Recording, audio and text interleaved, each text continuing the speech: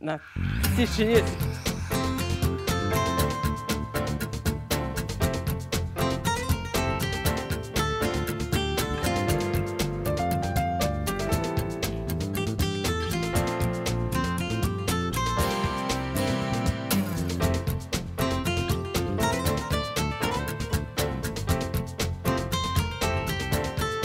Olá, muito boa tarde. No Sem Censura de hoje, nós vamos falar dos cuidados com a audição, vamos falar sobre financiamento coletivo, sobre música popular brasileira e sobre música de concerto. Hoje é quarta-feira, dia 6 de dezembro de 2017 e são mais ou menos 17h47. Os nossos convidados que estão aqui no estúdio são Célio Albuquerque, que é jornalista e que está lançando a segunda edição do livro 1973, o ano que reinventou a MPB. Valeu a pena a primeira, porque você está relançando uma segunda edição. E a gente vai ver essa história de que o samba agoniza, mas não morre, igual a música brasileira, não é isso? E estamos com Vicente Pascoal, que é violonista, e ele vai fazer hoje o concerto, o antigo e o atual, o violão através dos séculos, no Espaço Cultural do BNDES. Gente, esse Espaço Cultural do BNDES é tudo que há de bom, de magnífico, de genial. E é gratuito, eu não acredito nisso. E depois você vai mostrar 2 vezes, tá? Prazer em tê-lo aqui, Vicente. Vamos sim, prazer meu. Estamos com Murilo Fará, que é fundador do site Benfeitoria, que é uma plataforma de financiamento coletivo, e ele vem nos falar sobre crowdfunding e empreendedorismo. E é a mais importante plataforma de crowdfunding do Brasil. Obrigado. Quiçá do mundo. Por que não? Prazer em tê-lo aqui, Murilo. Obrigado, tudo meu. Estamos com o Dr. Bruno Niedermayer. Isso, Niedermayer. E para facilitar mais ainda a vida, ele é otorrinolaringologista. E ele vem nos explicar as consequências da perda de audição e os cuidados que a gente deve ter para evitá-la. Prazer em tê-lo aqui. Obrigado. Estamos com o Bruno Barros, nosso produtor de web. Ei, Vera, tá de volta, descansada, de Total. volta pro seu aconchego. A gente tava com saudade. Caramba, Bruno, eu queria dizer uma coisa para você. Diga. Olha só, eu queria procurar uma analogia, porque eu queria agradecer a equipe toda, a Cátia, não sei o quê, porque dá vontade de voltar quando você está de férias, eu ficava em casa torcendo. Aí eu digo, olha só, existe uma coisa que eu tenho horror na minha vida, que é festa surpresa. Porque, não pela intenção, todo mundo aqui já fez, já preparou, então já sofreu a festa surpresa. Quando você prepara a festa surpresa, a pessoa que é o alvo, quando você diz surpresa, ela fica trêmula, angustiada, não sabe que reação ela deve ter. É uma coisa horrorosa. A pessoa fica péssima, ela não fica feliz nem acha engraçado. Se você é o alvo da festa surpresa, é muito pior. Você fica uma semana dizendo, ninguém gosta de mim, ninguém fala nada, ninguém marca nada, ninguém me telefona. Aí quando chega aquilo, você está arrasada, você é um trapo humano e nada do que as pessoas prepararam seria o que você gostaria. A coisa mais perto de uma festa surpresa que eu conheço é um programa de televisão ao vivo. Você não sabe o que pode dar. Por isso é que quando eu estava em casa, eu pensava assim, gente, realmente, a equipe do programa é gigantesca, porque somos nós todos aqui, mas tem toda a produção, tem as operações, tem os câmeras e tal. O que dá uma lista de 50 pessoas que dá para ver no final do programa com os créditos, né? Então, eu queria agradecer a todas aquelas pessoas que estão nos créditos, pessoalmente, do fundo do meu coração, porque eu sei que vocês é que transformam um pesadelo, que é uma festa surpresa, num programa de televisão. E isso em casa a gente sente, a gente vê o que é um programa de televisão. Bom, tendo agradecido a equipe geral, quero agradecer outras pessoas, que é a minha equipe, meu time de apresentadores. Nós somos 4. Tem a Camila, tem o Bruno, tem a Cátia e tem eu. Nós somos o time de apresentadores desse programa. E eles são essas coisas maravilhosas. Mas a Cátia, que ficou 15 dias com vocês, que cuidou de vocês, A Cátia, vocês viram. A Cátia é bonita, a Cátia é inteligente, a Cátia é simpática, a Cátia é doce, ela é acolhedora, ela é gentil, ela é competente, ela é profissional, ela é séria e ela tem um funcionamento que é a coisa que eu mais invejo na Cátia, que, além das unhas, claro, que é um funcionamento profundamente democrático. Cátia, você fez o Sem Censura que eu deixei ficar muito mais sem censura hoje. E eu gosto muito de você. Vamos conversar, então? Toca uma musiquinha, assim, de fundo, com o Vicente. Vicente, o que você vai nos mostrar? Eu vou tocar a primeira música, é uma composição minha. Eu chamei de Dedicatória número 1.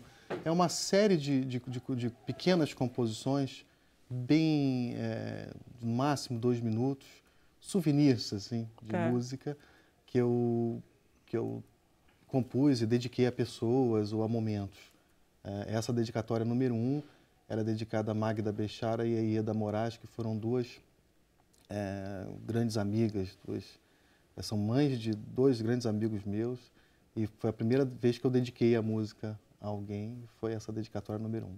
Tem poucos compositores, ao contrário da música de concerto, que compuseram para violão, não tem? Você tem dificuldade de repertório ou não? Por isso que você compôs? Não. Na verdade, nós, graças a 2 grandes violonistas no início do século XX e também no início do século XX, só que um pouco mais para a metade do século XX, que foi André Segovia e Julián Brim, né, um é o espanhol, o outro é um compositor inglês. Eles pediam a muitos compositores para que fizessem composições, músicas para o violão, original para o violão. Então, daí saíram várias peças. Acho que o repertório do violão é bem vasto. Que bom, então. Fora o alaúde, né? É verdade, as peças todas para alaúde que nós temos, que nós podemos transcrever para o instrumento, né? Ótimo. A guitarra barroca, a guitarra renascentista. Você gosta, né? Eu gosto. A gente gosta também de ouvir. O violão é um lindo instrumento. Então, são composições suas. A primeira peça, sim, é a dedicatória número 1. Tá, maravilha. Então, vamos lá ouvir. Deixa eu sentar aqui.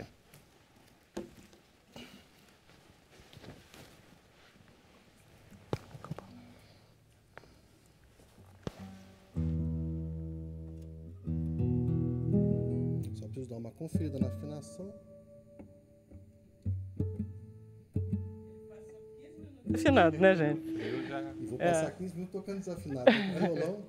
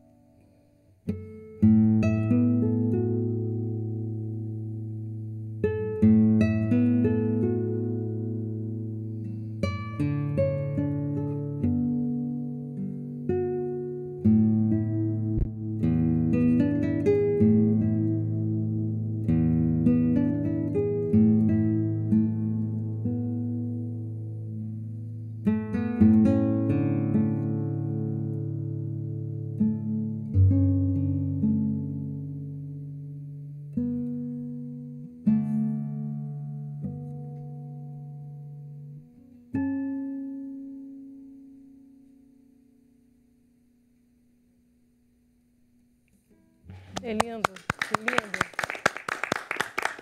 Vem pra cá no final, depois aí você toca mais uma. Engraçado, o programa de hoje ele tem um médico otorrino que cuida dos ouvidos, pra gente ficar ouvindo essa beleza. O livro do Célio é sobre música, né? E você possibilita isso tudo. Verdade. Muito bom. Deixa eu começar então com o Dr. Bruno Niedermayer, sobre isso. Eu conheço muitos músicos que estão ficando surdos. Sobretudo os músicos que tocam rock, ouvem rock, músicos de samba e que ficam com um ponto de ouvido em show. Não é o seu caso, né? Por que isso acontece e por que jovens estão perdendo a audição? Então, o que acontece é o seguinte, a gente está verificando um aumento muito significativo, principalmente nos jovens que ficam expostos a alto índice de pressão sonora, que a gente chama, ou seja, de som alto. Quer dizer, quando o Bruno fica ouvindo o iPod dele, não é mais isso? É um pesadelo. É um pesadelo. Tá. É o que eu estava conversando. O fone mais perigoso é aquele fone de inserção. Então, principalmente o jovem adolescente que vai para o colégio, que vai passear, entra no ônibus, tem muito som, muito barulho externo, ele coloca o fone de inserção e aumenta muito o volume, né? Então, ele está com uma fonte sonora muito próxima do tímpano e com um volume muito alto para suprimir aquele barulho que está vindo lá de fora, né? Dependendo do tempo que ele fica exposto a essa música muito alta, isso pode levar a uma lesão irreversível no ouvido interno. Quer dizer, que lesão é essa? Por que barulho faz mal ao ouvido que devia estar preparado para isso? Isso. Todos nós temos mecanismos involuntários, obviamente, de proteção do nosso ouvido interno, ou seja, onde estão as células que vão perceber esse som, né?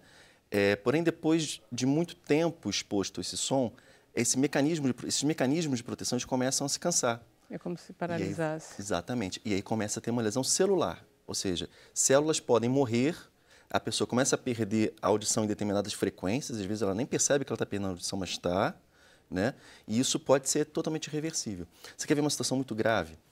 Jovens com 17, 18 anos que vão fazer concurso público, em que é necessário uma audiometria admissional. Eles apresentam perda auditiva relacionada com exposição ao ruído. Eles não entram no concurso. Eu já vi casos de pacientes com 17 anos de idade, com perda auditiva relacionada com exposição ao ruído, que não entraram no concurso público, apesar de ter sido aprovados. Por conta de ouvir a Fone música... de ouvido no ônibus. Porque isso nos liberou a todos os que não gostamos de ouvir necessariamente as músicas que os adolescentes ouvem, dos barulhos dentro de casa. Claro. Não, eu tenho um amigo meu que era casado com uma moça e que ele ouvia música clássica o dia inteiro. Entendeu? Ele descobriu que o fone de ouvido foi um alívio para ela, porque ela não aguentava mais. Quer dizer, não é só o rock que faz mal, né? Beethoven também. Então, como fazer, quer dizer, como misturar essa história do comportamento com ouvir mais baixo? Exato. Eu falo o seguinte, se você gosta de usar o fone de inserção, você pode usar ele em casa, um ambiente silencioso com volume baixo.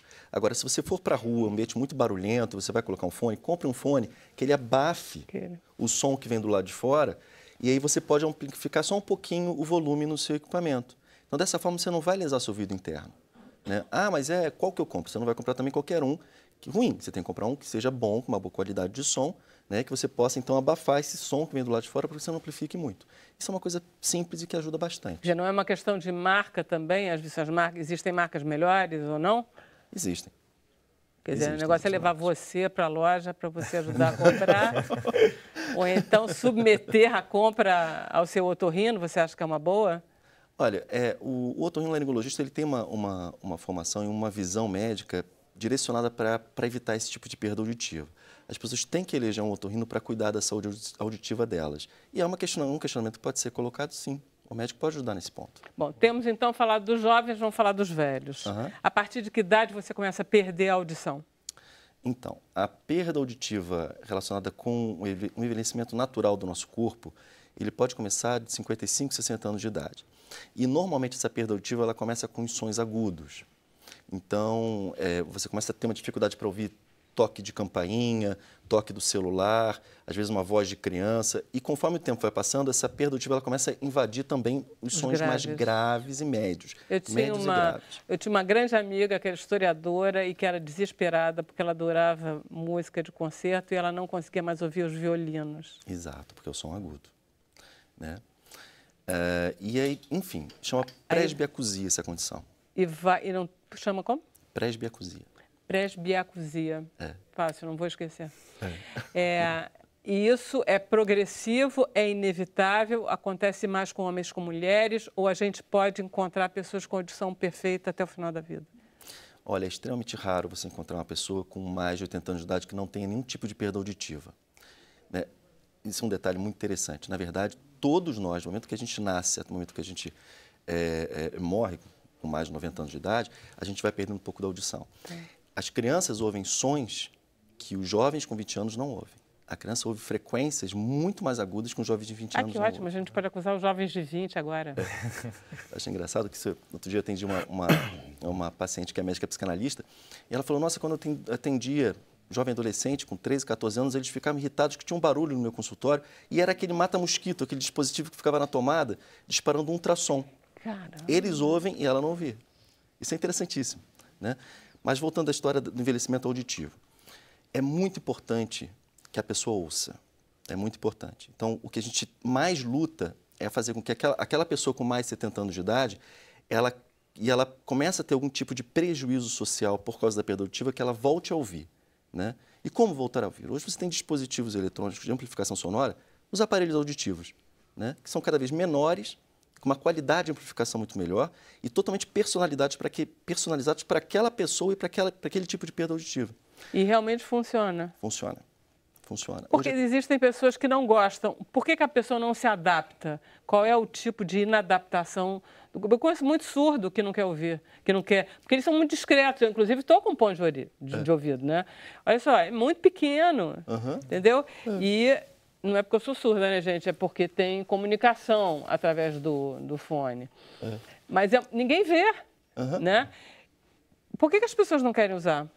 Então, existem vários fatores. O primeiro fator é que essa pessoa tem que compreender bem a palavra, ela tem que ter uma boa discriminação, que a gente chama. Então, essa perda auditiva, ela pode acontecer, mas se o som chegar mais alto para ela, ela tem que entender o que está chegando para ela. Às vezes a pessoa tem perda auditiva, mas ela não compreende. É um problema do nervo auditivo na maioria das vezes, e aí é difícil indicar prótese auditiva, porque mesmo que o som chegue mais alto, ela não vai entender. Mas aí não é cerebral a perda? É neurológico, é na parte de transmissão do nervo auditivo ou mesmo neurológico central. Entende? Quando a gente fala de envelhecimento auditivo, a gente está falando da cóclea, do ouvido interno. Tá. Né? Outro fator, a resistência, a vaidade.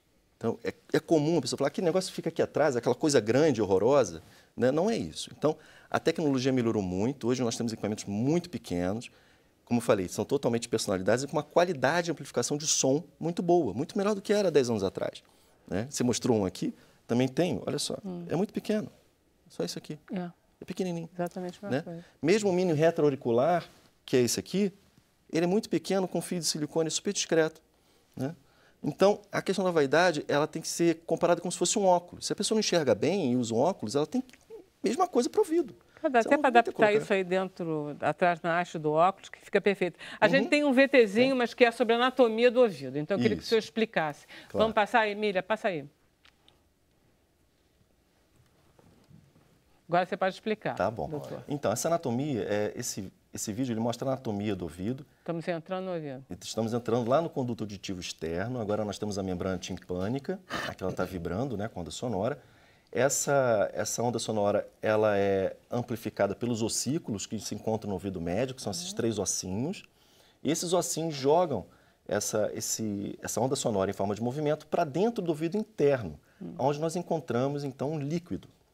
Esse líquido, ele exerce uma pressão sobre as células ciliadas, e aí já é exatamente uma questão neurológica. Essas células, elas também vibram e transmitem essa vibração, um impulso nervoso através do nervo auditivo e vai levar esse impulso elétrico para o cérebro.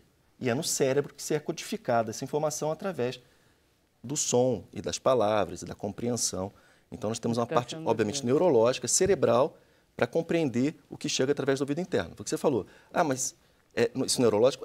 A pessoa ela pode ouvir, mas pode não compreender. E aí não adianta colocar aparelho auditivo. Não adianta aumentar nada. Você pode gritar à vontade porque não chega a compreensão. Exatamente. Agora, de novo, voltando para o idoso ele tem que ouvir. A pessoa tem que ser estimulada A partir do momento que ela não ouvir, eu não quero, e fica isolada no canto, ela começa a entrar num processo de isolamento, que recentemente foi publicado mais um artigo, não é o primeiro, já tem alguns publicados na literatura médica, mostrando a relação entre demência e perda auditiva. Quer dizer, todo isolamento do idoso pode levar à demência. E, na verdade, o auditivo pode ser o principal, né? Pode, ele acelera esse processo. Ele acelera. Então, a pessoa ela fica cada vez mais isolada, ela não participa, não tem mais vida social, não vai ao teatro, não vai ao cinema, não encontra com os amigos. Na reunião social da família, aquele idoso que está no cantinho, porque quanto mais gente falando, ele não entende, ele não compreende. Então, esse é o paciente que a gente já deve levar para o consultório, faz a audiometria, que é um exame rápido, que é o exame que vai determinar qual é a perda auditiva, como está essa perda auditiva, e, se for o caso, sim, com indicação médica, a protetização, que é o uso do aparelho auditivo. Mas existem também cirurgias. Existem, claro.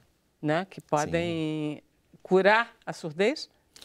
Então, existem vários tipos de cirurgia de acordo com o problema. Né? Então, por exemplo, uma otite média serosa, que é um líquido no ouvido médio, onde eu mostrei que tem os ossinhos. Isso. Essa otite média serosa ela vai levar a um grau de perda auditiva. A cirurgia é uma timpanotomia, a gente literalmente fura o tímpano e aspira e tira aquela secreção, aquele catarro que muitas vezes vem no nariz e se aloja ali. Fazendo isso, a audição já melhora automaticamente. Isso é muito comum nas crianças. Ah, né? tá. Que tem Mais problema do que de no adenoide. velho. No velho, você não, porque é um processo degenerativo mesmo. Exato. No idoso, é um processo degenerativo celular. Então tá, deixa eu fazer um intervalo. Gente, Claro. olha só em casa, contem pra gente um pouquinho quais experiências que você tem com parentes ou com você mesmo em relação a essa perda de audição, ok? A gente volta já.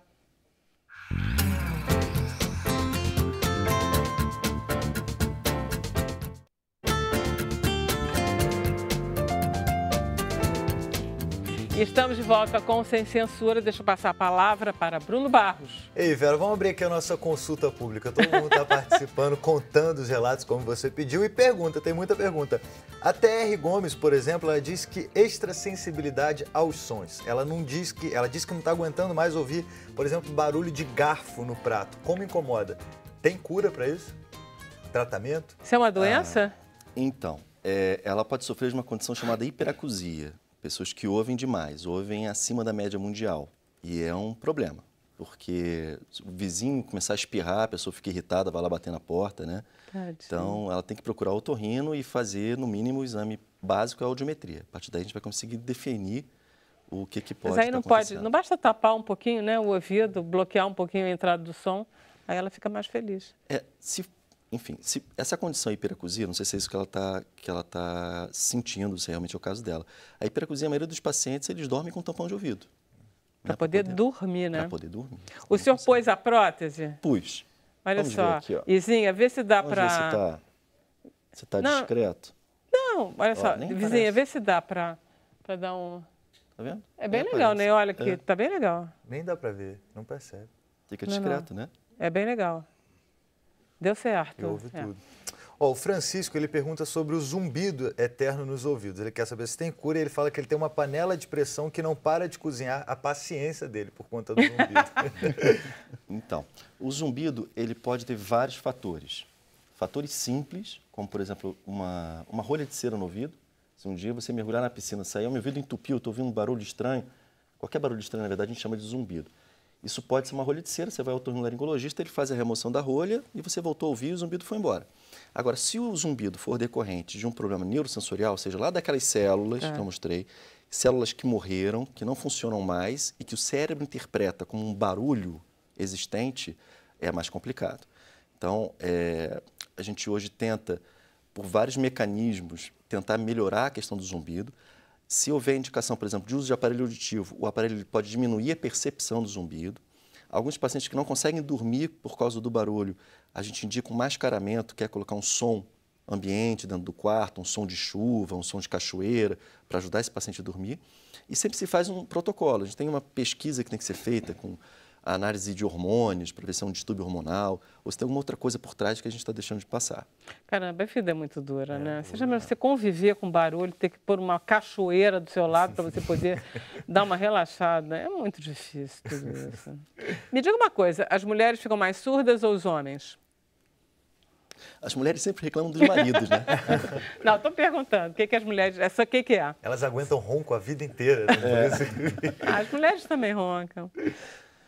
Isso depende. Não tem? Não tem. Normalmente, o homem ele pode começar com o processo de envelhecimento mais rápido que a mulher, né? As mulheres são mais longevas, elas vivem mais do que os homens, né? Nesse ponto de vista, sim. Agora,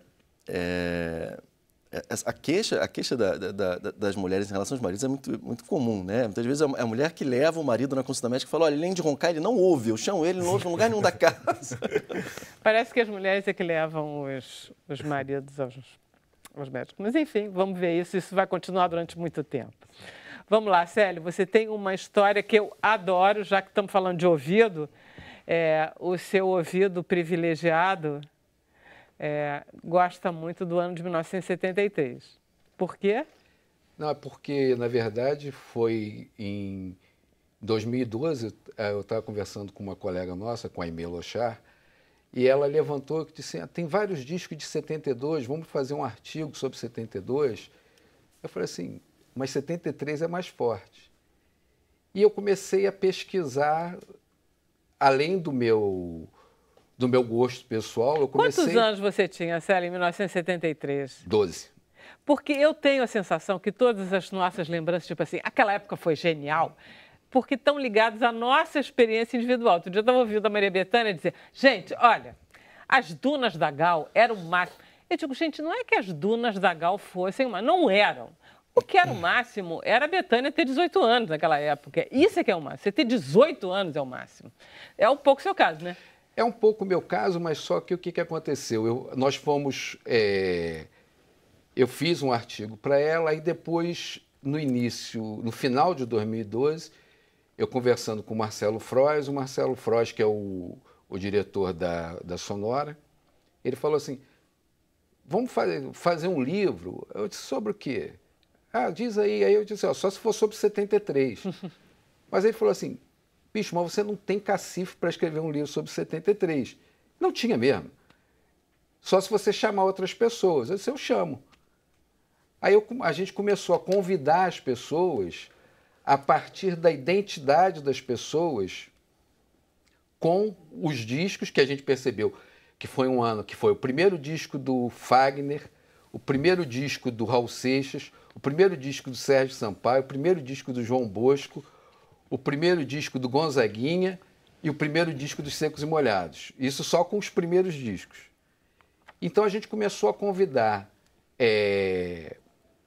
autores, principalmente jornalistas, a escreverem sobre discos de 73. Aí, por exemplo, a gente chamou o Dácio Malta para falar sobre o Gonzaguinha, porque ele tinha feito uma peça sobre o Gonzaguinha. O Wagner Fernandes a gente chamou para falar sobre a Clara Nunes, porque ele tinha feito um livro sobre a Clara Nunes. Então a gente foi convidando as pessoas a partir das suas identidades. Sobretudo porque você tinha exatamente essa noção. Você conhecia a música, os álbuns e você conhecia as preferências musicais de cada jornalista para escrever. Mas não foi só assim, porque em alguns casos a gente pediu às pessoas para sugerirem. As próprias pessoas. Os próprios jornalistas, as próprias pessoas. Que, por exemplo, eu convidei o Tavito para o Tavito escrever sobre o disco do Som Imaginário, que ele era um dos componentes. Só que no meio do processo ele escreveu sobre o primeiro disco solo do Zé Rodrigues, que ele foi o produtor e ele foi um dos grandes parceiros do Zé Rodrigues. Então ele escreveu sobre o Zé Rodrigues. Isso porque uma das tuas exigências era esse vínculo emocional. Conta isso. A gente pensou que todo mundo tinha que ter uma relação de afeto com aquele disco. Então não adiantava você pedir um texto genial para uma pessoa que... Não adianta, a pessoa tinha que ter uma identidade. Então, um dos discos, o do Zé Rodrigues Guarabira, eu convidei um amigo meu, Carlos Evandro, para ele escrever, mas ele é engenheiro, ele é músico, mas era uma relação que nós tínhamos com esse disco. E eu falei para ele assim, cara, a gente tem que chamar o Sá ou o Guarabira para eles opinarem. E eu entrei em contato com o Sá simplesmente fez um artigo, o nome do disco é Terra, de dentro da Terra. Então, no disco da Clara Nunes, a gente acabou conversando com o Aldeson Alves, que ele, apesar de não ser autor do texto, conta particularidades. Aí tem o disco do Elmir Deodato, Prelude, que foi um dos discos que mais vendeu no mundo música instrumental, com aquele Alço Zaratustra, né, do Strauss. E a gente conseguiu que o próprio Deodato falasse sobre o disco. Eu, por exemplo, peguei a tua lista e fui logo, imediatamente, ver o do Francis Raime, que é o primeiro disco. Eu digo, gente, esse ano é o ano do Francis Raime. Eu não sei não, vocês não... Mas qual é o disco que você lembra, assim, da tua juventude, dos teus 18 anos? Qual é o teu? Qual é o teu, anos não era 73, mas... Não, gente, eu sei. Eu tô querendo... Claro. Porque tem um disco, a gente tem discos. Tem muitos, né? A gente tem a memória emocional sonora, né? Assim, quando a gente ouve, a gente não ouve a música, a gente ouve a sensação da época, né? E então, a gente viaja no tempo e no espaço, não é não? É uma máquina do tempo, a música. E no caso de 73, tem algumas coisas que são icônicas. Por exemplo, o disco dos Secos e Molhados e os Secos e Molhados são um marco. Sim. Porque eles têm uma combinação esplêndida de músicos, de composições, da cenografia do Ney Matogrosso ao vivo, e a gente, no meio de uma ditadura, tem uma pessoa, 3 caras seminus, um cantando como mulher e fazendo um sucesso retumbante. Né? Retumbante que até hoje é apreciado por essa geração. Não, e todos esses discos, eles venderam muito, são sucessos todos. Não, que você nem separou. Todos, por exemplo. Mas são sucessos de crítica. E tem, por exemplo, um dos discos, que é do Marconi Notaro, que é No Sub-Reino dos Metazoários. É um disco de rock psicodélico que eu não conhecia. Foi o José Teres, um jornalista de Pernambuco, ele de Pernambuco, ele sabia tudo. Gente, tem Ednardo. Tem Ednardo. Exatamente, o pessoal do Ceará, que foi a Mona Gadelha que Cara, muito fez. Bacana isso. Então a gente pegou essas relações do momento. E no caso dos Secos e Molhados, é uma coisa que você é tão forte que o Charles Gavan criou agora uma banda, Primavera dos Dentes, que é toda em cima do repertório dos 2 primeiros discos de Secos e Molhados. E no caso do Gavan foi muito legal, que outro dia nós tivemos juntos, e ele já leu o livro e ele ficava comentando os livros os discos que já saíram do programa dele no Som do Vinil. Isso.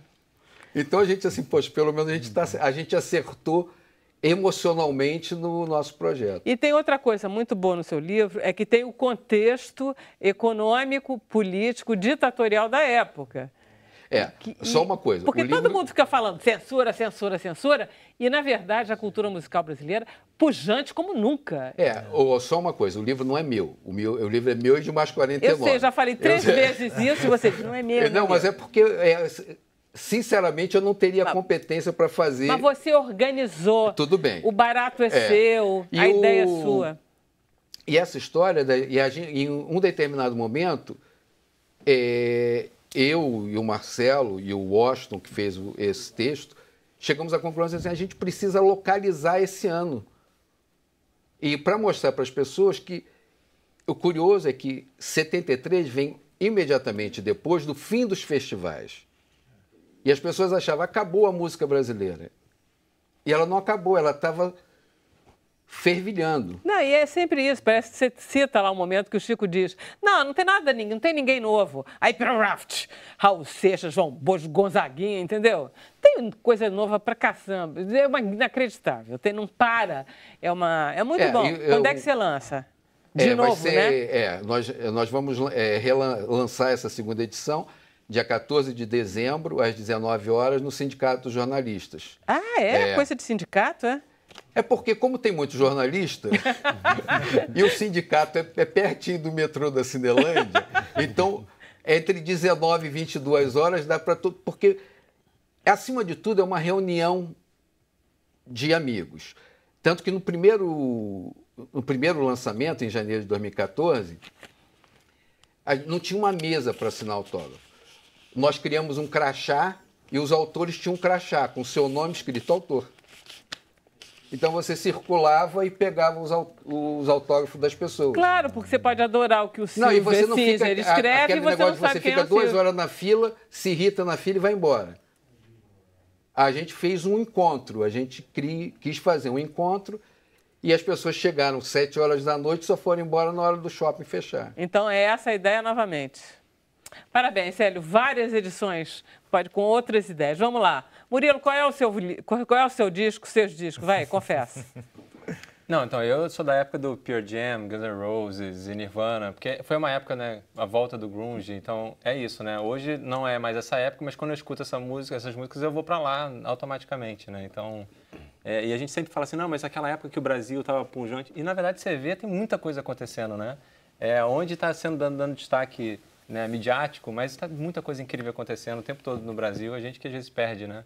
Não, e a gente fica dizendo assim, na minha época que era bom, adorava essas coisas Na minha época que era boa. A minha época que era boa, a música da minha época era muito boa. Mentira, as músicas são ótimas e no Brasil então... Não, feliz é aquele que de pai para filho, né, passa o que veio de bom, né? Meu pai me ensinou muito sobre rock progressivo da década de 70 e, pô, acho que ter um pouco dessa noção do que foi bom em cada época, né? Aqui um músico que não me deixa mentir, na verdade. É verdade, as coisas estão acontecendo mais hoje em dia, não estão, Bruno? Então, tem coisas boas aí. Só que hoje em dia não tem mais o disco, né? Tem, mas o disco eu acho que não tem tanta força. Agora todo mundo só lança hit. Está todo mundo ficando surdo. Vamos lá. Então, o que é financiamento coletivo? Como é que tudo começou na benfeitoria? Bom, financiamento coletivo, resumidamente, é uma vaquinha repaginada, né? A gente aqui teve aos montes esse ano. Então, no final das contas, a gente gosta de resumir dessa forma, mas olhando um pouco mais a sério, é uma revolução que está acontecendo, né? Porque a velha vaquinha, como a gente fala, é um monte de gente se juntando para financiar alguma coisa também. E a ideia do financiamento coletivo por trás é exatamente essa. A diferença agora é que a gente está num outro momento do mundo, então tem muito mais acesso, muitas pessoas a uma ideia, né? Acho que uma das coisas mais poderosas é juntar ideias e pessoas, e agora você pode realmente dar vida e viabilizar muitas dessas ideias que antes não eram possíveis, porque a gente não conseguia mobilizar um conjunto de pessoas para, né, tirar ela do papel, através dessa ferramenta. Então, a grande diferença entre a vaquinha do que a gente fala de financiamento coletivo são 2 regras básicas, né? A primeira é que você tem uma meta do que você precisa fazer com o seu projeto. E o projeto pode ser um projeto cultural, ambiental, social, econômico, né? Tem qualquer natureza de projeto. E você define, preciso de 50 mil, 30 mil para fazer uma peça de teatro, lançar um livro, e aí você oferece isso e apresenta isso para o público. Então, a primeira regra é essa. E a outra é da recompensa. Todo mundo que contribui, ele tem direito a uma recompensa de cada uma das faixas de contribuição, né? A partir de R$10 até qualquer valor. E se o dinheiro não atinge a meta, o dinheiro volta para a mão de todo mundo. Então, diferente da vaquinha, que você não tem essa visibilidade, o projeto ele só é executado se você atinge a meta. Porque se você precisa de 50 mil e arrecada 10, você não vai fazer o projeto com esse dinheiro. Então, isso traz um pouco de credibilidade também sobre o processo de como as coisas são produzidas. Então, esse é o resuminho, né? Tá. E o que essa empresa faz? O que essa plataforma faz? Então, a Benfeitoria, que é uma plataforma de financiamento coletivo, atua desde o rascunho das ideias até chegar no sucesso do financiamento. Ou seja, o Vicente está louco para... Quer dizer, eu estou louca que o Vicente lance um CD com as composições dele, etc. Então, ele vai lá... Ele lá escreve, tem uma ideia de fazer um novo CD com isso, e eu estava já pesquisando que eu vou precisar de R$20 mil para fazer isso. A gente vai, desde esse momento, orientando ele tudo que ele tem que fazer para apresentar esse projeto. Faça um vídeo de 2 minutos, né? É uma consultoria de acompanhamento, né? E a pessoa vai preparando, demora mais ou menos uma semana, 2 semanas de acordo com a disponibilidade, lança isso. Então, já tem um vídeo, um texto, as recompensas para cada faixa de contribuição. E durante esse período que é de 1 a 90 dias, mas normalmente são 2 meses de arrecadação, ele consegue mobilizar as pessoas que têm interesse em fazer com que esse disco saia do papel. E quanto vocês cobram? Então, essa é uma inovação que a Benfeitoria trouxe, né? A gente está falando que o financiamento coletivo não é só uma nova forma de fazer, mas sobre novos valores pelo qual a gente está juntando pessoas, né? E um desses é a confiança, né? A pessoa que nem conhece o teu trabalho está lá botando um dinheiro antes dele realmente existir, e a gente também faz isso com a Benfeitoria. Então, a gente recebe de forma aberta, a pessoa contribui com o que quiser. Então, a gente não tem preço, né? A gente deixa o valor aberto. Então, chega no final, ele arrecada o valor, ele define o quanto que a Benfeitoria deve receber por isso. A gente é a única plataforma... Está dando certo esse sistema? Pois é, tá. Então, isso é uma das coisas que a gente mesmo... Será Essas que isso coisas faz sentido? Eu fico achando esquisitíssimo. E eu te digo que a gente recebe mais do que as outras plataformas que cobram um valor obrigatório. Isso que é mais incrível. A gente convida as pessoas a pagarem o quanto elas quiserem, 95% de quem passa contribui com alguma coisa e quando contribui, o valor total, em média, é maior do que quem cobra um valor fixo. Em geral, quem contribui são pessoas que conseguiram ou pessoas que não conseguiram? O dinheiro, na verdade, o dinheiro só vai para ele se ele consegue arrecadar. Se não vai, devolve todo o dinheiro. Então, ninguém ganha. Então, então é dinheiro perdido, aí não só se fala do sucesso. Só do sucesso. Então, o dinheiro só acontece quando não tem sucesso, né? Então, nesse caso aqui, na benfeitoria especificamente, como a gente cuida de todos os projetos que chegam, 75% dos projetos que são publicados conseguem atingir a meta. Vocês basicamente começaram, vocês dois, né? Você e a Tati. Eu e a Tatiana, minha esposa, né? Que foi um empreendimento de casal. A gente empreender com risco, né? Então a gente já empreende em casal. Já que é para arriscar, vamos lá, né? Embora. E graças a Deus deu super certo em todos os sentidos, né? tempo? Depois de 7 anos estamos casados e a benfeitoria está dando certo. Então, você tem 6 anos, vai fazer 7 anos agora em abril do ano que vem. Mas, assim, a gente vem sentindo que o conhecimento sobre o financiamento coletivo no Brasil está começando a ganhar atração agora. Lá fora é uma questão macroeconômica já, né? A gente está falando de bilhões de dólares movimentados, porque, no final das contas, a conexão que existe nas redes de pessoa para pessoa está redefinindo como a gente produz as coisas, né? Então, quando você compara com os velhos modos de financiamento, que você vai pegar um patrocínio, você vai buscar um edital de incentivo, ele é muito mais burocrático, ele é muito mais difícil de você ter acesso. Então, quando você vê o financiamento coletivo, que ele é uma ferramenta mais do que só forma de arrecadar dinheiro, você consegue mobilizar uma rede de pessoas e divulgar um trabalho que você está fazendo no mesmo processo. Eu acho muito interessante, porque vocês estão funcionando há 7 anos, ou seja, a gente está com uma crise financeira e econômica há 5 anos pelo menos, e vocês estão conseguindo se manter. Isso quer dizer que daqui para frente vai ser uma coisa. Porque se a gente está realmente saindo do buraco, vocês então vão estourar e vocês vão chegar aqui milionários. Não. Vocês são os Bill Gates da... Mais do que isso, a gente quer, na verdade, a gente viabilizou mais de 1.300 projetos, a gente quer viabilizar projeto, né? Então, o que é mais interessante entender é que a gente está vivendo uma nova era. No começo estava falando assim da democracia, né? A gente acha que ainda tem só uma sensação de democracia ainda, ela está para acontecer na prática. E essas ferramentas vêm possibilitar, no final das contas, que essas revoluções aconteçam mesmo, né? Você tem toda a razão, mas a democracia deu uma crescida violenta, não é, Zé? Vamos fazer mais um intervalo, a gente volta já já.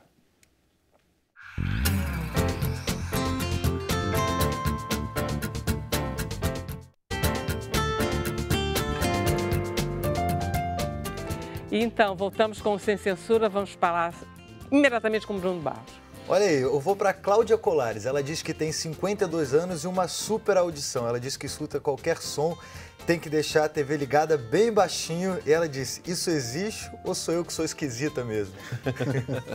Não, ela existe. Isso é muito variável, né? Essa questão da perda auditiva relacionada com a idade vai variar muito de pessoa para pessoa. Tem gente que 48, 50 anos já começa algum grau de perda. E eu, recentemente atendi uma senhora com 79 anos, quase 80, ouvindo perfeitamente. Você fez uma audiometria e... Nada. Impressionante. Então é muito variável. Aí você não perguntou? Sobre o quê? O que ela tinha feito para ficar assim até essa idade? Ela falava que era da família dela, que a mãe dela ouvia super bem, a avó dela ouvia super bem, ninguém tinha problema auditivo na família. Então existe mesmo, né? É uma resistência, né? Individual e hereditária, né? O Gil Oliveira, ele disse que tem amigos que fizeram financiamento coletivo e não conseguiram atingir a meta. Aí, com base nesse comentário dele, eu pensei numa pergunta que é assim, o que as pessoas podem fazer para deixar os projetos mais sedutores, assim, para poder conseguir atingir as metas? Tem algumas dicas? Tem muita coisa. A gente pode passar aqui até de noite falando, mas no site até a gente resume tudo isso. A gente fez uma universidade do financiamento coletivo até, é o UFC que dá todas as dicas. Mas, por exemplo, ter um bom vídeo de apresentação que você sabe exatamente não o que você está fazendo, mas por que você está fazendo, que as pessoas se conectam na motivação pelo que você está fazendo, né?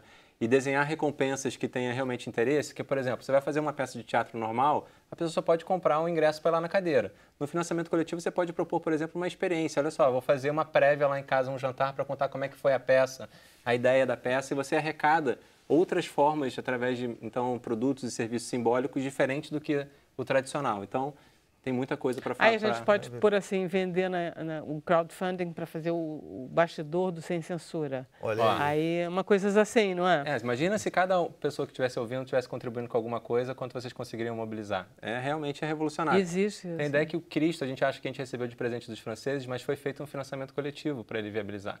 Foi o primeiro financiamento coletivo O né, Cristo Redentor, a conhecido, estátua. o arcebispo ele foi a público, né, no jornal e falou, estamos com essa ideia, Foi o divulgado projeto é pelo esse, jornal. botou a imagem como é que era, que por sorte não foi aquela realmente o real projeto, porque a imagem era muito feia, Isso. mas no final das contas as pessoas, né, contribuíam e tinha o que a gente fala de contrapartida, o teu nome vai ficar gravado no Nas livro pedrinhas, oficial. as pedrinhas do Cristo. Então você vê, a Belo de César ideia Sabão tem o é nome das velha. pessoas. As ferramentas só potencializam o que elas estão fazendo, mas é revolucionário. Muito bom. Tá aí. O endereço do site? Benfeitoria.com. www. Com Ninguém ou mais sem? fala nada. Benfeitoria.com é o suficiente. Ok, maravilha. Vamos lá conversar com o nosso violonista. Isso você reparou, né? Que eu quero que você me tire um CD, um DVD. É verdade. Porque eu achei linda a sua composição. Eu achei ela um pouco pequena. Mas a ideia era essa mesmo, né? Fazer uma coisa Fazer pequena. uma coisa pequena, pequenas peças, né? Mas a outra agora a gente vai te dar um pouco mais de tempo, você vai fazer um pouquinho Na mais. outra não vai ser uma composição minha, vai ser uma composição do Weiss, Silvius Leopold Weiss. Que é um alemão. Compositor do barroco alemão. Barroco alemão. Vamos lá, como é que você começou a sua família de músico? Como é que surgiu o violão e o violão clássico na sua vida? Falando daquela coisa do primeiro CD, né? Isso. O meu primeiro CD, na verdade, os meus primeiros CDs foram lançados muito antes de eu nascer, na verdade. Mas foi um CD do Recital Íntimo, do Segovia. Foi um CD que eu ouvi muito na minha adolescência, né? E foi um dos CDs que me levou para a música clássica. Eu comecei com música popular. Né, o violão é um instrumento, né, de música popular, e a gente, em casa, meu pai tocava, meu tio tocava. Meu pai não tinha muita paciência. Seus pais é tudo bossa nova, Isso, né? Meu pai não tinha muita paciência para ensinar, mas meu tio era professor, então ele tinha paciência, né? Então eu estudei, aprendi a tocar o violão, e aí manifestei uma vontade de estudar violão. Esse Pascoal não é do clássico. Hermeto Pascoal, não, é? Não. Esse Pascoal vem do Pasquale, do meu bisavô, que ele aportuguesou para Pascoal por conta dele. Bom, aí você estava lá no violão de bossa nova e você começou a se interessar a partir do Segovia. A partir do Segovia. Foi o primeiro violonista que eu ouvi. Isso antes do CD Recital Íntimo, isso já na rádio, na Opus 90, eu ouvia muito essa rádio. E aí... Podia fazer um livro sobre Opus 90, ô Célio? Na verdade, tem várias emissoras de rádio que mereciam livros. A Opus 90, a Nacional FM, que foi... Cara, a Nacional FM é o máximo. A Nacional FM foi um marco e convivia com a Rádio Cidade, quer dizer que são dois fenômenos muito grandes. Não, o Fernando Mansur tirou um livro há pouco, você viu? Excelente sobre isso. Mas vamos lá, aí você estava lá ouvindo a Opus 90, o Segovia, e aquilo me impressionou muito. E eu quis fazer violão clássico. Aí teus pais, a tua mãe disse assim, você vai ser o quê, meu filho? Engenheiro, médico? Não, minha mãe falou assim, meu filho, para fazer violão clássico você vai ter que estudar. Vai ter que estudar muito. Eu não tem problema não, eu estudo. Aí vamos lá, né? E comecei a estudar com Antônio Guapiaçu. Isso eu tinha 14 para 15 anos de idade. E daí não parei mais. E você foi para a Unirio? Fui para a Unirio, sim. Estudei na Unirio. Também estudei na UFRJ, depois eu fiz a transferência para a UFRJ. Nossa, eu estudei com muita gente. Nicolas Souza Barros foi o professor na Unirio, Léo Soares na UFRJ, Bartolomeu Viesi. E esses dois concursos que você ganhou, quando foi? Qual é o interesse de você fazer um concurso? Qual é o barato? Quando a gente está no início de carreira, né, é interessante fazer um concurso, porque o concurso é uma vitrine, né? Isso sempre existiu, né? Grandes músicos nascem desses concursos, são frutos desses concursos, né? Então, na minha época, você tinha dois concursos no Brasil, o Souza Lima e o Musicais, os tradicionais, os dois em São Paulo. Eu tive a sorte de ganhar os dois no mesmo ano. E logo depois surgiram vários outros concursos, né? O concurso Fred Schneider, o concurso Vital Medeiros. Participei de alguns, mas nunca voltei a ganhar algum concurso. Eu estava com um foco mais no recital, né? Nas peças para recital. E é assim que você desenvolve a tua carreira, com sim, recitais? Com recitais, sim. indo para tocando pelo Rio de Janeiro, São Paulo, Brasil em geral. Você já foi para fora? Eu já fui uma vez para a Espanha, assim, num festival. Que é André outro Segovia, país que gosta de violão, que é gosta isso? muito de violão, muito.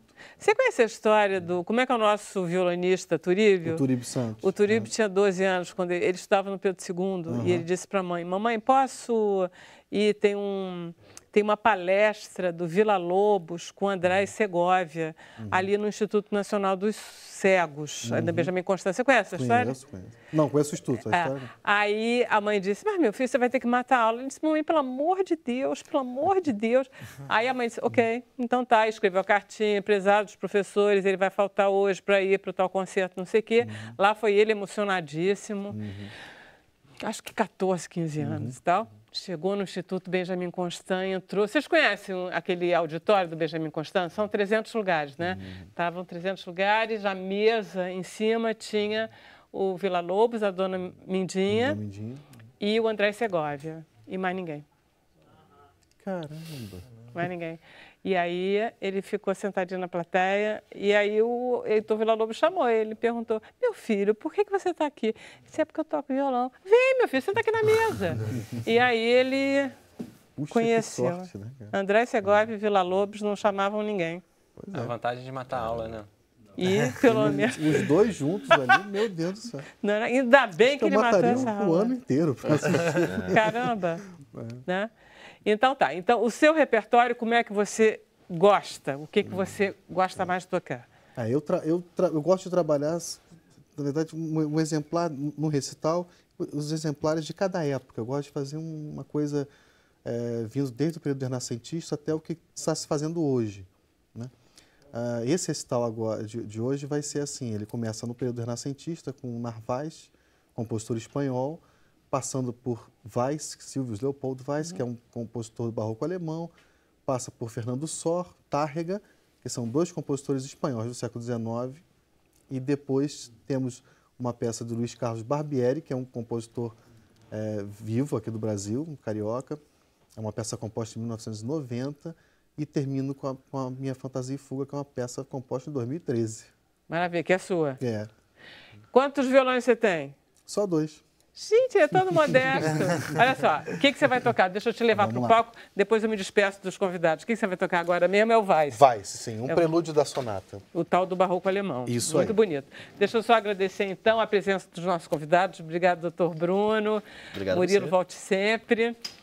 Célio, foi um prazer. Igual. Vocês que nos ajudaram de casa, muito obrigada. A gente volta amanhã ao vivo. Amanhã é quinta-feira, dia 7 de dezembro.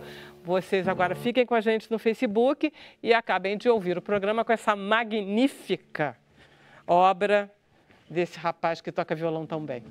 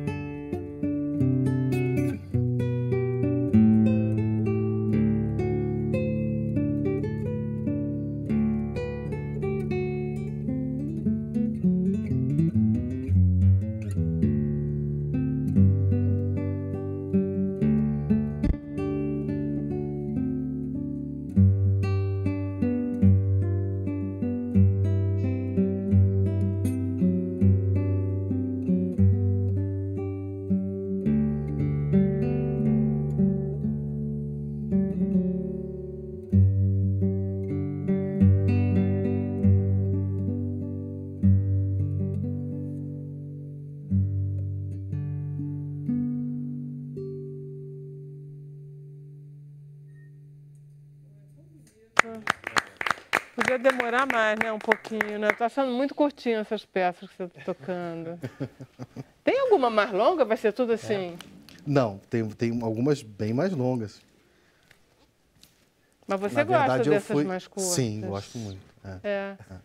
São mais delicadas, né? Porque você fica mais concentrado também? Sim, também. Né? E também o tempo acho que tem mais a ver com o tempo de televisão, né? Se eu fosse as músicas, ou elas são bem curtinhas assim, ou eu teria que tocar uma música de 6 a 10 minutos. É verdade. Então não tinha como. Olha só, senta lá. A gente agora está só no Facebook, Bruno, é verdade? Olha isso, estamos no Face. Perguntinha? Mônica Cabral, ela quer saber se é verdade que a pessoa que fala alto demais pode ter problemas auditivos. Pode, é um dos sinais, né? Pode sim. Um outro sinal muito comum é começar a aumentar muito o volume da televisão. Então, se você tem alguém em casa que começa a aumentar muito o volume de televisão e você fala, nossa, mas está alto. Não, mas está bom e tal. É bom levar o médico para fazer uma avaliação auditiva. A Rafaela Santos, ela pergunta qual é o tipo de público que mais recorre ao financiamento coletivo no Brasil e se existe alguma faixa etária que é mais colaborativa. Eu acho que ela está querendo dizer de que paga mais, né? Que apoia mais. A gente percebe que no começo era muito projeto cultural e social, né? Cultural, acho que por a gente já conhecer déficit que a gente tem de financiamento, né, de cultura de uma maneira geral. Mas agora começou as pessoas entenderem que projetos de inovação, aplicativo, novos produtos é uma maneira muito eficiente porque reduz muito o risco de quem faz. Então, agora já está mais distribuído, né, o público. E quem colabora mais é quem tem afinidade com os meios de pagamentos online. Esse é o grande recorte, né? Com os pagamentos online? Porque quem está acostumado a fazer um pagamento, para você contribuir, no final das contas, para um projeto, você vai ter que entrar lá na internet e falar, você bota aqui teu cartão de crédito para você fazer o pagamento. Então, tem gente que tem receio de fazer pagamento online, aí não entra. Até você pode fazer boleto e tal, mas tem mais a ver com afinidade com o meio do que, no final das contas, uma idade colaborativa, né? Acho que todo mundo, no final das contas, sabe que tem esse potencial de colaboração, mas a gente, quando olha para o financiamento coletivo, a gente está falando ainda, no Brasil, de uma classe que vai de 25 a 45 anos, A, B. Mas a gente vê a evolução disso ao longo desses 6 anos. Assim, a gente vai começando a aumentar, né, outras faixas, porque, né, o comércio online, de uma maneira geral, já está muito mais disseminado. Então, é um caminho sem volta, né? Você tem uma noção, as pessoas hoje acessam mais sites via mobile, né, celular, do que computador. Então, isso é uma coisa de tempo, né? Daqui a pouco, quase todo mundo vai ser mobile, quase todo mundo vai fazer transação online. Mas ainda é nessa faixa, né? Atualmente. Olha só, Bruno, a gente tem perguntas para o Vicente, porque aí senão eu liberava ele, porque estão com medo que ele se atrase, parece que o público está exigindo que ele chegue cedo, para ele se concentrar, eles querem as notas perfeitas. Liberamos ele? Então vamos liberar? Tá bom, a gente te manda as perguntas por e-mail. O público está esperando lá, né? Até. Muito obrigado. Prazer conhecer, viu? Hoje, Não é quinta, é quarta de BNDES. Daqui a uma hora. Quartas instrumentais. Ele está nessa tranquilidade toda com ele. Muito obrigado. Muito obrigado. Vera, tem a Aline Salles Pereira, ela pergunte, por favor, o que acontece quando tudo parece alto. Ela fala que ela é a que pede para todo mundo ficar baixando o volume o tempo todo. Vamos lá. Então, ela sofre muito com barulho, né? Tudo parece alto para ela. Tudo parece alto para ela. Pode ser o que a gente estava conversando antes, a questão da hiperacusia, aquela pessoa que ouve acima da média mundial. Mas hoje a gente vem para uma parte da neurologia que tenta entender essa atividade cerebral, essa compreensão do cérebro em relação à audição. Como eu mostrei ali naquela animação, a gente tem uma onda sonora, essa onda sonora passa por uma amplificação por mecanismos mecânicos de articulação de osso, para depois criar uma pressão dentro de uma estrutura com líquido, para depois virar um estímulo elétrico, e isso depois vai ser interpretado pelo cérebro. Então, até onde que, e obviamente que isso também tem diferença muito grande, das questões subjetivas da pessoa, né? Questões emocionais, questões subjetivas em relação àquele som que está sendo processado por ela. Então, a especialidade de otorrinolaringologia é uma especialidade em franco crescimento e a gente acaba entrando, às vezes, dentro da área de neurologia, né, de neurociência, né, e tentar entender essas queixas que são muito subjetivas e, às vezes, a gente não sabe dar esse retorno para o paciente, mas a gente está crescendo, a gente está tentando desenvolver. Eu fico com muita pena. Aliás, eu me revolto muito contra os médicos quando eles dizem que é emocional, que é subjetivo, porque eu fico dizendo, não, isso é a falta, porque eles não sabem explicar. E aí ficam jogando a culpa no paciente, entendeu? Você ouve demais. Não, não é. Ela ouve mais do que a média. Ela ouve mais que a média. Entendeu? E não é porque ela, coitada, tem traumas infantis. Não, não é isso. Eu também não gosto desse tipo de postura, não. Concordo plenamente com você. Entendeu?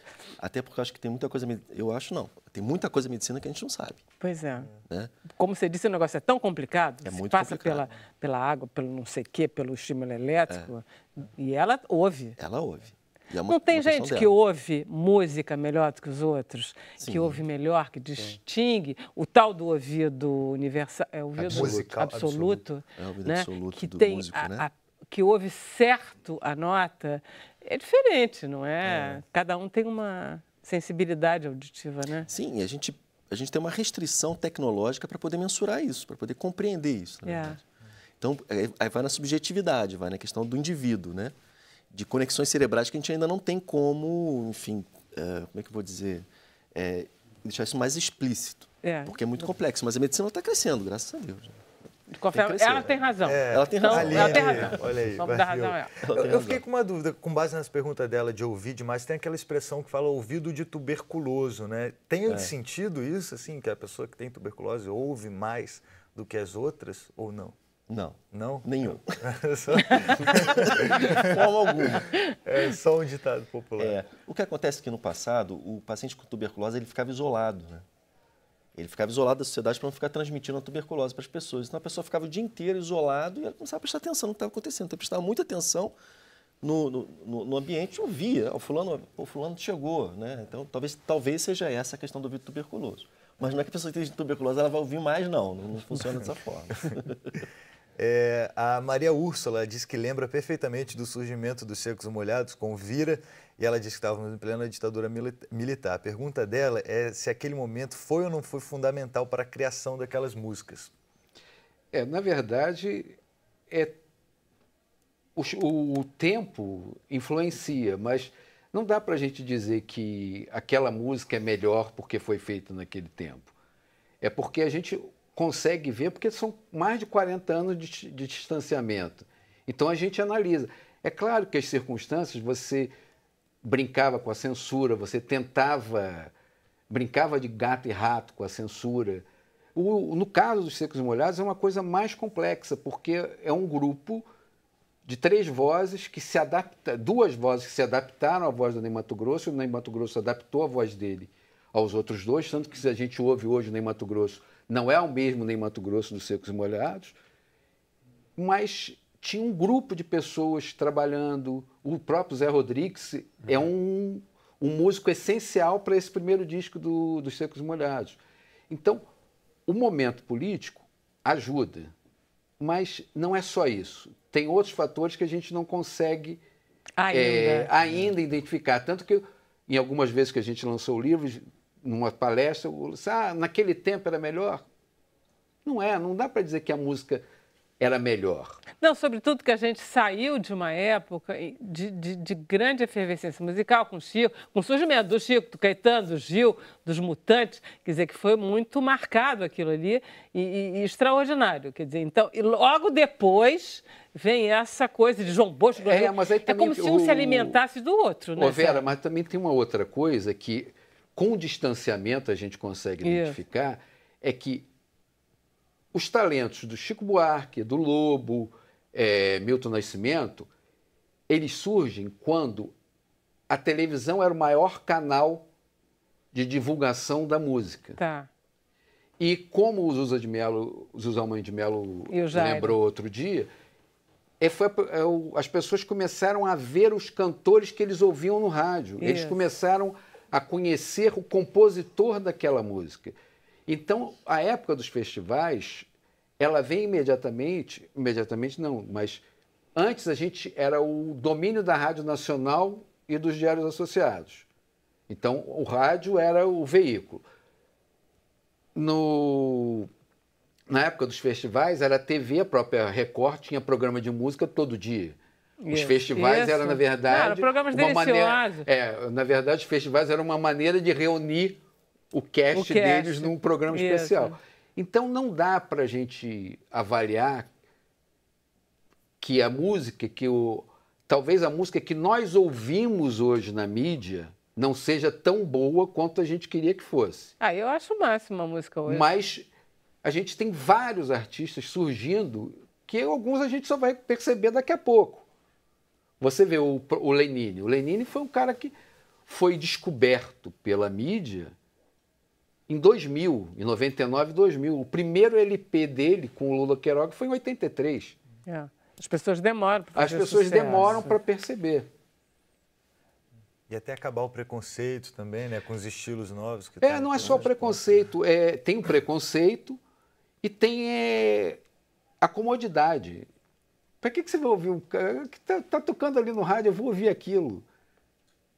Uns malucos como a gente, assim, pegar o disco, olha a ficha técnica, quem é o compositor, eu nunca ouvi fulano. Então Aí é a mesma coisa do cara da informática, o cara que consegue saber tudo, o cara de medicina que ele começa a descobrir... Mas a juventude é muito sedenta de novidade. É ela que tem o ouvido aberto para o novo. Então é muito tudo, gostoso. Né? Juventude... Tem uma coisa que você tem no livro, que você pôs, que é uma entrevista com o Midani, com Roberto Menescal. E eu adoro, o sonho da minha vida é fazer um livro sobre as memórias do Menescal, porque eu acho que o Menescal, ele tem... Esse livro já está acontecendo. Tomara. Quem é que está fazendo? A Cláudia Menescal está fazendo. Graças a Deus, porque o Menescal, ele tem tudo...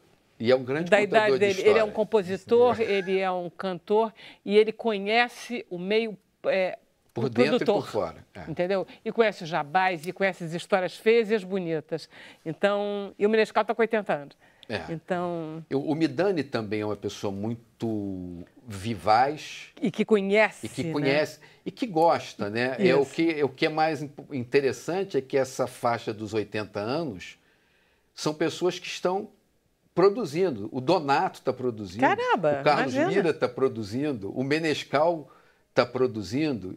E o Zusa Almeida de Mello, que continua produzindo livros, são todos na faixa. O Tom Zé, são todos na faixa dos 80 anos. Tom Zé é um sonho de consumo. Precisamos trazer o Tom Zé aqui.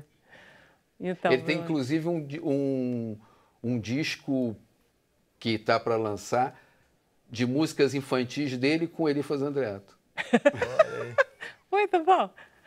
Uma curiosidade aqui do Roberto Cabral Silva, eu não sei se o Dr. Bruno vai conseguir explicar, porque não é muito a área dele, é um pouco para veterinária, mas ele quer saber por que os cachorros têm audição super sensível apesar da idade. Dá para responder?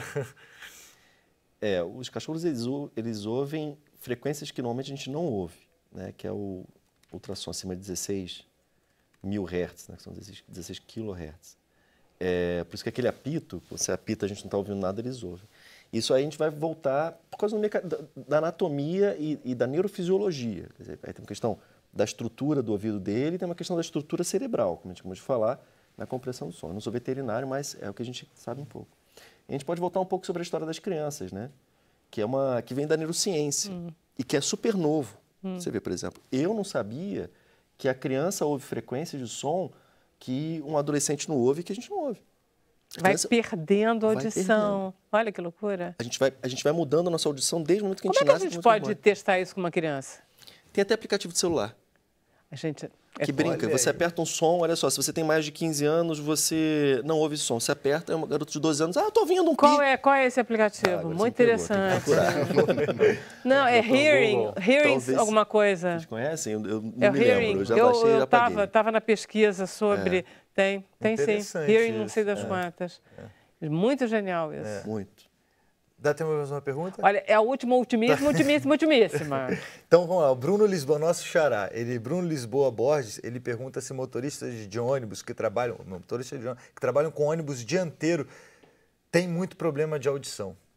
Então, isso é uma questão de CPMSO, de perícia ocupacional, né? Aí tem um médico do trabalho que vai lá com decibilímetro, verifica qual é o ruído que essa pessoa fica exposta, qual é o tempo que ela fica exposta a esse ruído, para poder identificar se ele pode ficar ou não com uma perda auditiva relacionada com o trabalho dele. Sinceramente, tem muitas variáveis aí. Tem o tipo de ônibus, o tipo de isolamento acústico do motor, né? Vou botar aqui uma exposição, por exemplo, caminhão de bombeiro. né, no bombeiro militar. Eles tocam sirene e tal. Existem algumas perspectivas para que se coloque protetor auricular neles, né? Alguns trabalhos específicos, por exemplo, em fábrica de garrafa, né, que tem muito barulho, tem que usar protetor. Mas isso é uma questão de medicina do trabalho. Eles sabem bem trabalhar nessa área. Frequentemente, esses caras de britadeira na rua, eles já trabalham... Britadeira tem que usar, os dois, o interno e o externo. E o externo. E quem passa deveria também, né? Porque às vezes você só passar... Eu passo assim. Gente, estamos A distribuindo casa aqui... tá com uma obra no apartamento de cima que eu precisava também. Eles poderiam distribuir, vai passar naquela rua, toma seu fone de ouvido. Gente, então, principal conselho, não usem como é que é o nome disso? Fone de ouvido. Fone de ouvido que entra dentro de ouvido. Usa só aqueles externos para poderem ouvir toda a belíssima música que o Vicente Pascoal vai tocar até daqui a 50 anos. Foi um prazer vê-los, foi um prazer estar com vocês. Obrigado. Até amanhã. Legal.